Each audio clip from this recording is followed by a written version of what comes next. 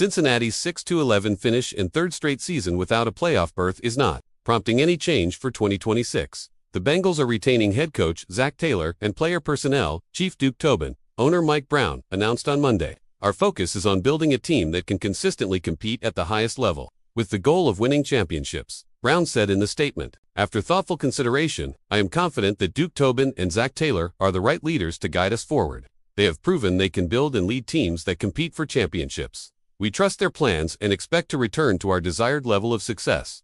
Brown's announcement came shortly after the other team in Ohio, the Cleveland Browns, fired coach Kevin Stefanski, a move that happened less than 24 hours after Stefanski's squad defeated Taylor's team in the team's season finale in Cincinnati. While a thrilling contest, Sunday's in-state battle punctuated disappointing campaigns for both clubs.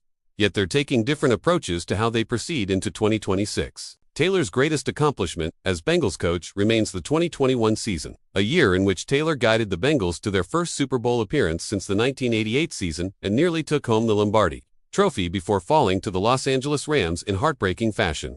Since then, the Bengals have fallen short of expectations, losing in similarly painful fashion in the AFC Championship game to close the 2022 season before embarking on a 3-year stretch in which they've flirted with postseason berths but repeatedly failed to return to the playoffs. Much of that span has been defined by injuries suffered by their franchise quarterback, Joe Burrow. The 2020 No. 1 overall pick encountered more health-related challenges in 2025, suffering a turf toe injury in Week 2 that kept him out until Thanksgiving. In Burrow's absence, Cincinnati won just one game while attempting to keep the ship afloat with 40-year-old signal caller in Joe Flacco, whom the Bengals acquired via trade with the Browns after Jake Browning proved ineffective in place of Burrow. Defenders of Taylor can pin Cincinnati's 2025 struggles on Burrow's absence, but the club's inadequacies have reached beyond quarterback. Despite boasting an explosive offense, the Bengals lost 4 games in which they scored 30-plus points in 2024. Taylor attempted to remedy the situation by firing defensive coordinator Lou Anarumo and replacing him with former Notre Dame DC, Al Golden,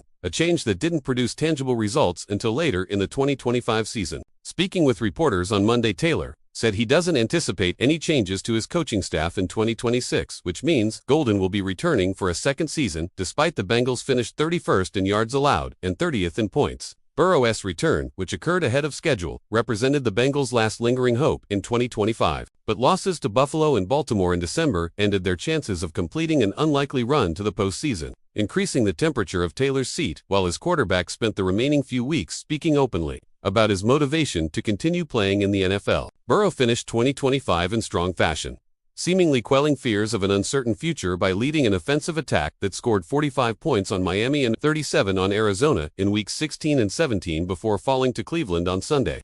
Cincinnati won't have to spend the next few weeks searching for a coach, but the Bengals have plenty of questions to answer and issues to address, including how they'll improve their defense when a significant portion of their salary cap is dedicated to Burrow and his top 2 receivers, Jamar Chase and T. Higgins. They'll do so with the same regime that led them to this point.